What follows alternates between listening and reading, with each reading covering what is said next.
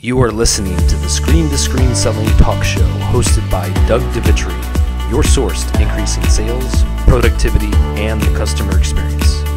In each show, we will sit down with world-class thought leaders to discuss latest trends, innovative concepts, and ideas to keep you ahead of the curve using the latest technology. Welcome back, everyone, to the Screen to Screen Selling Show. This episode, we have that interview guy, Michael Krisa, and he has so much knowledge when it comes to using video the right way. I know there's all these ways we can use it, but he has found down it to a science, and then also an art too, and being creative. Michael, welcome to the show today. Hey, Doug, thanks for having me here. When you say I've got it down to a science, oh my gosh, man, I failed science in high school, so hopefully I'll be able to deliver the goods here today. Well, and speaking of failure, the only really way that I've learned how to use video the right way is to make a ton of mistakes. And I know that overcoming the beliefs, being afraid of how you look on camera is still the number one reason why people don't use video. Share with us through your travels, discoveries, and seminars on how to help others overcome the way they look on being, not just recording the video for marketing purposes, but for a screen-to-screen conversation like we're having right now. Yeah, the big thing, you just hit it right on the head, that people have reasons and they have excuses, right? The excuses are a gut response. I don't have the time, it's too hard, too complicated, it's too expensive. And that's true of anything. I know I should be eating more organic food, but it's too hard, too expensive, I don't have the time. I should go to the gym more. Too hard, too expensive, don't have the time. So that's a gut response to something that we don't want to do.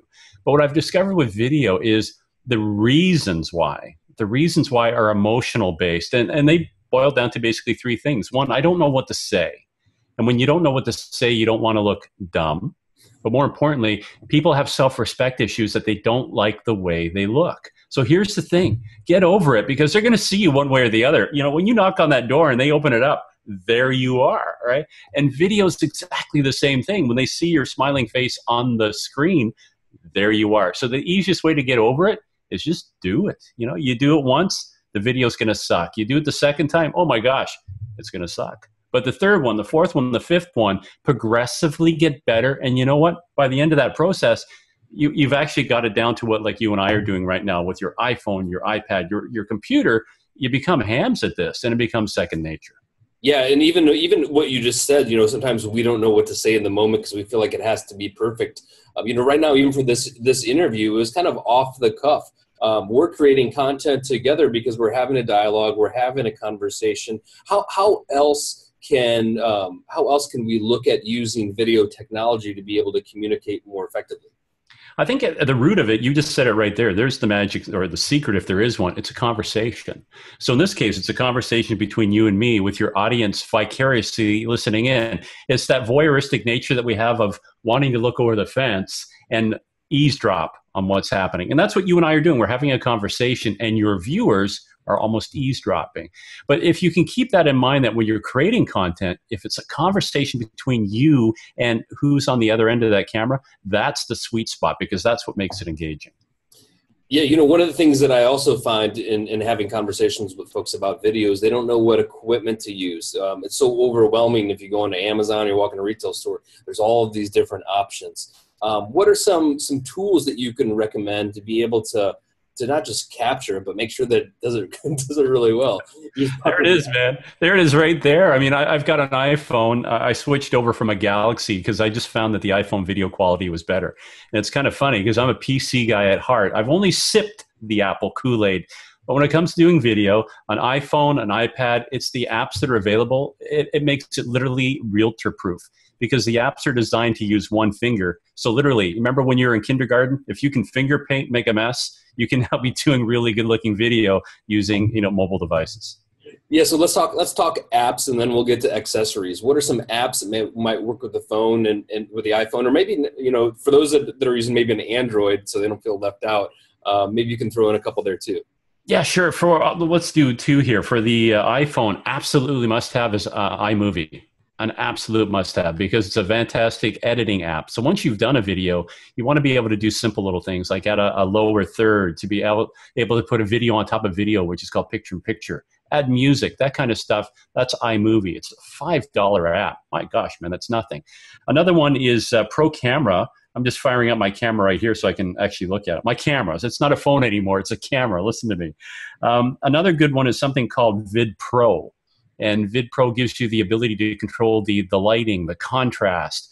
It also has a really neat function that when I'm recording a video, I can actually pause the video during recording. So if I'm doing a virtual tour, let's say, oh, here, I'm in the kitchen, I can pause, and then I can move over into another room. And when I start recording again, the end result of that video will be a seamless one video clip as opposed to trying to put together multiple bits and pieces. In the Android world, Galaxy has one that's already built in, a basic editor, but WeVideo, W-E Video, is a pretty cool app. You upload your videos to the web, and it has a really neat editor, and same thing, allows you to put on text and music, that kind of stuff. But hands down, I hate to admit it, Apple's got it down for the apps that are out there for doing video. Just the way it is, kids. Suck it up.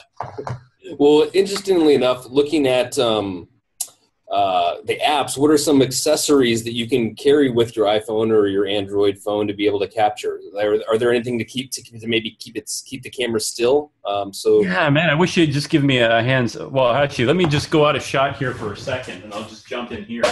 And he's got it. Man. This is what happens when we're doing raw video. But, something like this. This is called an X shot. All right, and people know it as a selfie stick. And so I can do one of these. I can put my phone on it, and now I can wander around, and it gives me a really professional look on the video. But the other thing that's neat is this thing here. I can do chest exercises with it if I want to because it's spring-loaded. But it will also wrap around any phone. And in my case, I've got a case. I have a case on my phone. So it conveniently wraps around this case. But I can also now take this off if I want to.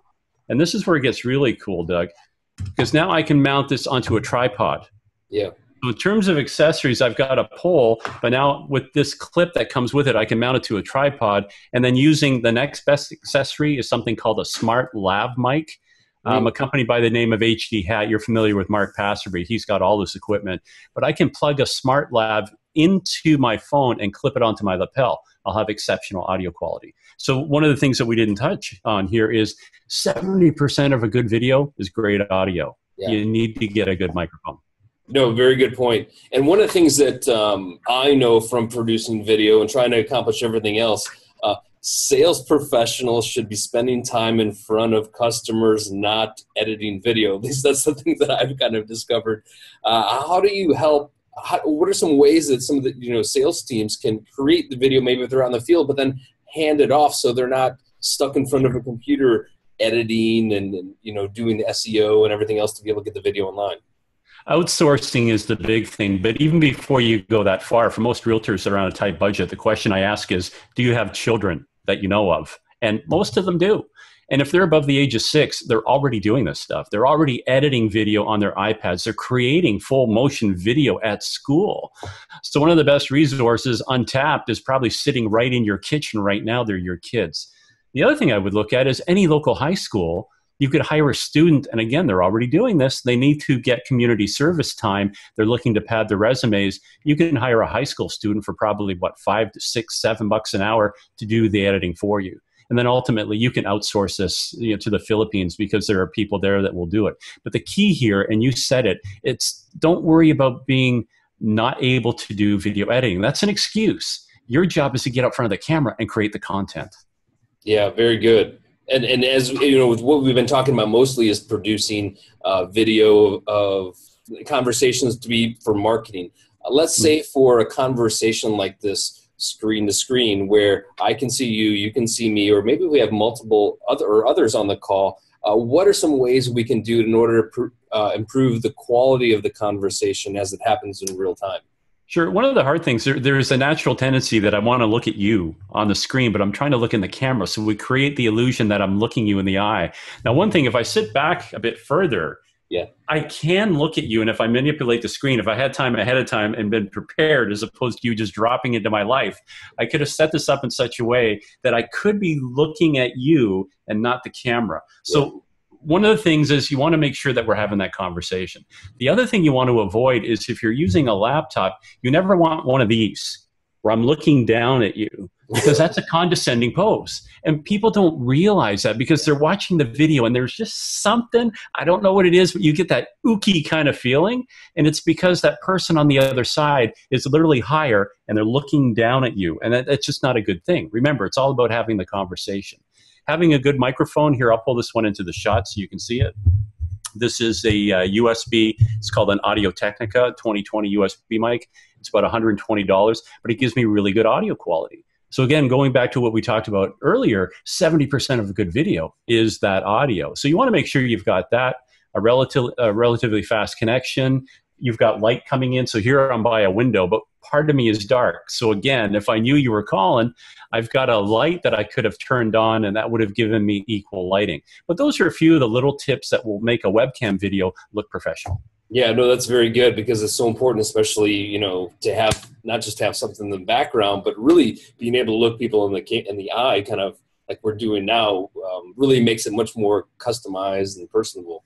But here's the trick. There's one thing to look somebody in the eye, but there's another one to try to this, and that doesn't become a conversation. That becomes like a psycho on a bell tower. So, again, however you talk to a person, if you have a tendency of disengaging and looking, that's real life. Make sure you're mimicking the same thing you do. It'll become second nature that you do look around when you're having a conversation. So don't be afraid to do the same thing when you're using a webcam or a video camera. Well, Michael, you're a wealth of information. Your site is loaded full of videos and practical tips for real estate professionals on how to make sense of it all, because it is overwhelming once you start to get into it. Really appreciate you being a part of the show today. Thanks, Doug. Appreciate it. And keep doing what you do. Man, you've been spreading the gospel of video and technology for years and years.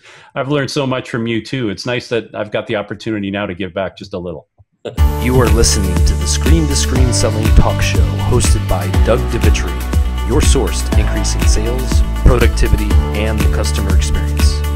In each show, we will sit down with world-class thought leaders to discuss latest trends, innovative concepts, and ideas to keep you ahead of the curve using the latest technology.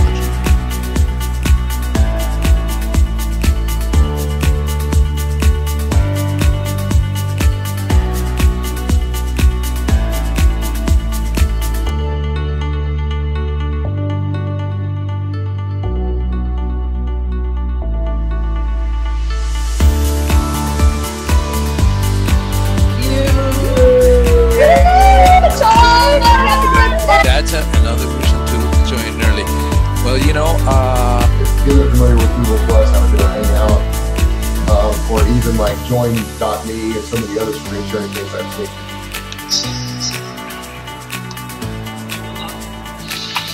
Oh, congratulations!